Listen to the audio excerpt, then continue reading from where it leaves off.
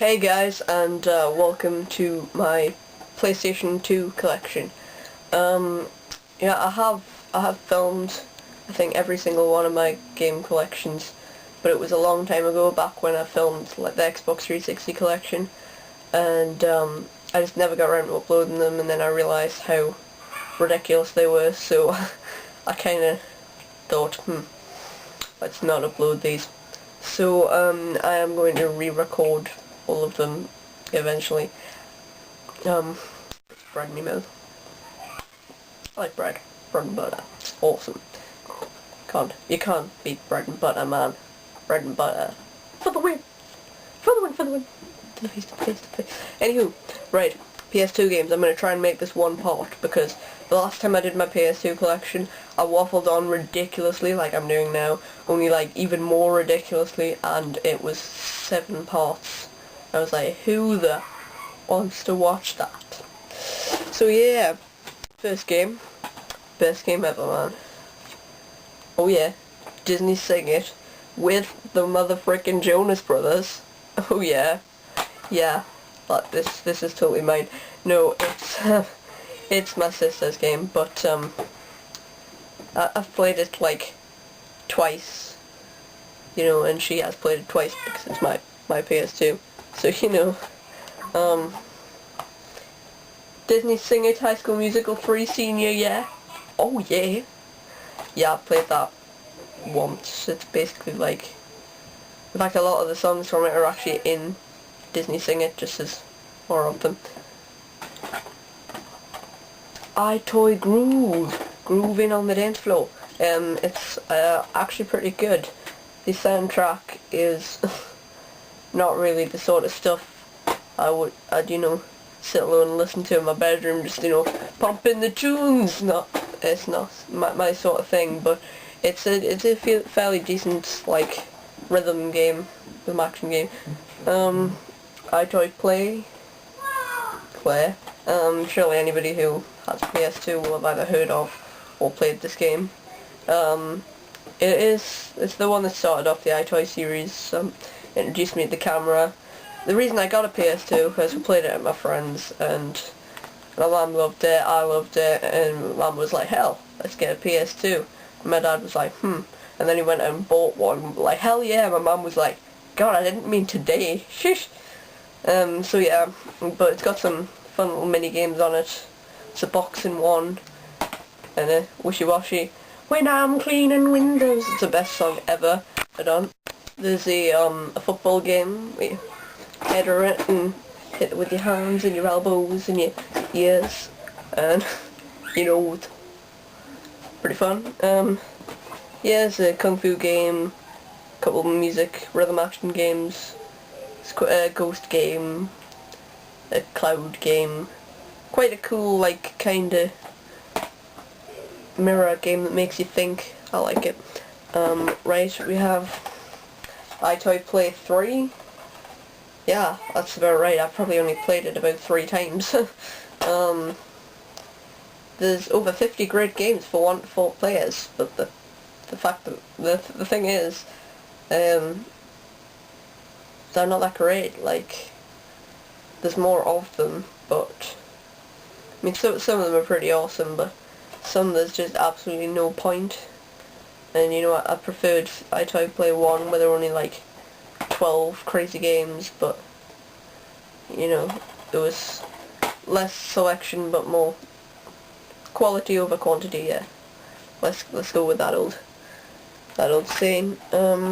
We have Final Fantasy XII, freaking awesome. I love this game. The battle system is slightly different.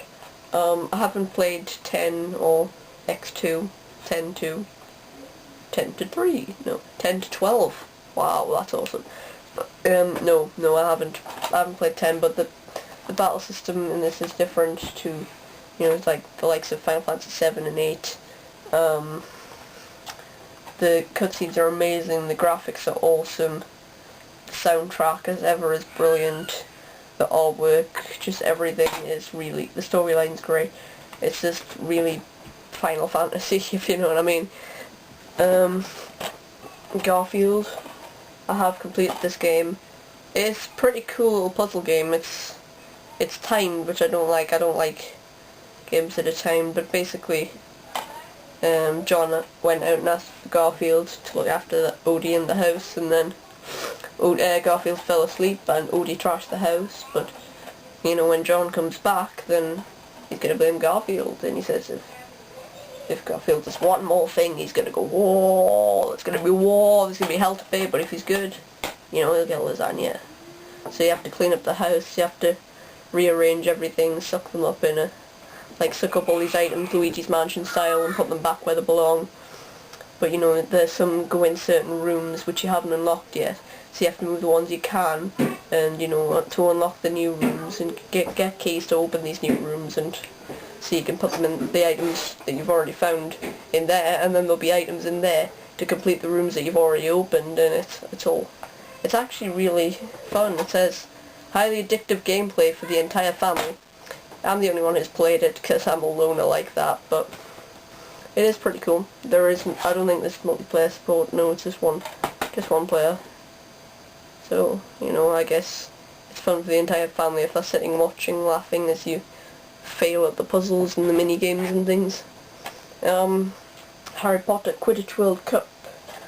I'm fairly sure I got quite far into this, or at least I definitely finished the Hogwarts Cup, which isn't too hard, and I got onto the World Cup, but yeah, I really can't remember. I wanted to play that again. Oh yes, I'll get this one as well. Kingdom Hearts 1 and 2, both platinums unfortunately, and I don't have Chain Memories, but these games are like, you know, some of my favourite games for the system, some of my favourite games ever. It's like one of my favourite series of all time. Some of my favourite games of all time. They are just like quite literally amazing. You know, it's basically like, I think it's a Disney game, like think Disney, but there's Final Fantasy characters in it, which, you know, it sounds strange, it sounds like it will never work, but it really, really does, and it is so cool. A lot less clear now, and it's great. Great storyline, great characters, great voice acting. It's great seeing all your old Disney favourites. It's great, like, because in the first game basically it's like the stories from these worlds, but it's like the movies, like the story you know and love, but it's kind of being retold with these Kingdom Hearts characters and the world like kind of at the centre of it. Like it's like completely rewriting the Disney stories, but it gets away with it because it is just incredible. We have Need for Speed Carbon. As far as I remember, this was a pretty good racing game. It's my only Need for Speed, but I'm fairly sure it was quite good. I haven't played much of it at all. Rayman 3, Hoodlum Havoc. I love this game. It's a very good platformer. I think I got this with my PlayStation 2. It is... Whoa, it's animation. Is interesting. I think I got as far as the Land of the Living Dead or something like that. I don't know. Really never got very far through this because I was always young, and then first I didn't have a memory card, and then I got one, and then, you know, I could never get far through it, and I kept failing, and eventually I got part way through and just gave up, and then I started again and then gave up. So I've lost track of how many times I've tried to play this game, but at one time I'm just gonna sit down and my phone's buzzing. Just gonna sit down and like play this game through because it is amazing and it's really worth it. Simpsons Game, I believe I'm as far as Big Super Happy Fun Fun Land, or you know, the strange Japanese one. I might have finished it, I don't know. I'm in the game hub where there's like Medal of Honor, or Medal of Homer rather, and Never Quest and all that good stuff. I think there might be Grand Theft Scratchy. I hope there's Grand Theft Scratchy. I love it. I love the sound of it. I really want to get to the finish that off at some point. Oh my god. It's only a platinum, unfortunately, but the Simpsons Hit and Run, I used to be absolutely addicted to this game. and every time someone brings up this game, I always mention my story. Basically, at the end of the game, you know, you're on this mad chase, taking nuclear stuff here, there and everywhere, going back and forwards, being really careful, avoiding the police, doing, you know, everything. It's like a culmination of everything in the game, you know, just combined into one massive hectic level. And, you know, but basically right at the end you've got to go over the ramp into the schoolyard, and basically you touch down, you land, you win the game, you watch the end cutscene. But I've never seen the end cutscene because I got to that point, I was flying over the ramp, you know, just about to touch down, and the timer ran out. So I'm not even kidding, I was like quite literally a second away from completing the entire game, maybe less than. And you know, I retried it and I could never get that far again, and it just really peed me off because I was only like, I can't remember, I was like 10 or something, probably younger. I was addicted to this game and I'd nearly finished it, and then I was going to go and wrap everything up, finish it 100%, and I was like, yeah, wicked. And then I can brag to everyone at school about this. And then 1 second, 1 fucking second. Oh, but I really want to go back and do it all the way through. Go all the way through from the beginning again, because I think Zeppelin G 1993, I don't know, I'm not sure of the numbers, but I'll post a link to his channel in the box below because he's kinda awesome. He's doing a walkthrough for this at the moment. So, and Tim Burton's The Nightmare Before Christmas.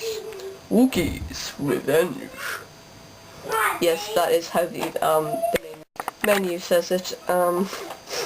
It is like an absolutely brilliant game. I love Nightmare Before Christmas. It's one of my favourite movies ever. You know, next to things like Toy Story and Monsters Inc. and all that good stuff. By Capcom Rule.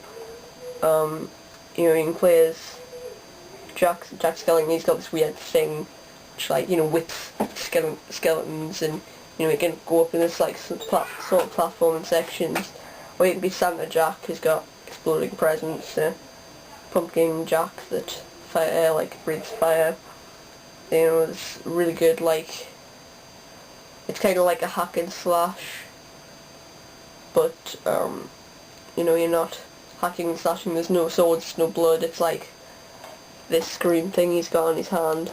It's like a plasma, like a sort of ooze whip thing. Not sure what it's called. I've never played this in ages, but I remember I definitely beat it. I was going through trying to get S rank on all the levels. Definitely want to play this again. It's well worth another go through.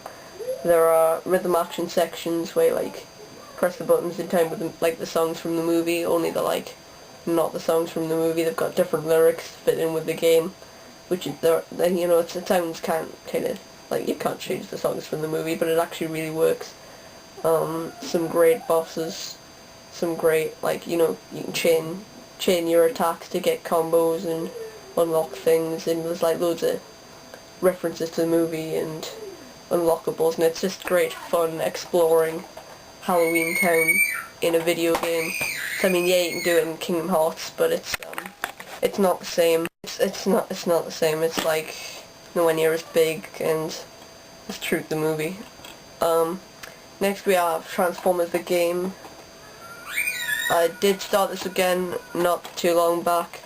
I think I got to world level, like chapter. I can't remember because there's like 4 chapters with 4 levels in each of them, I think.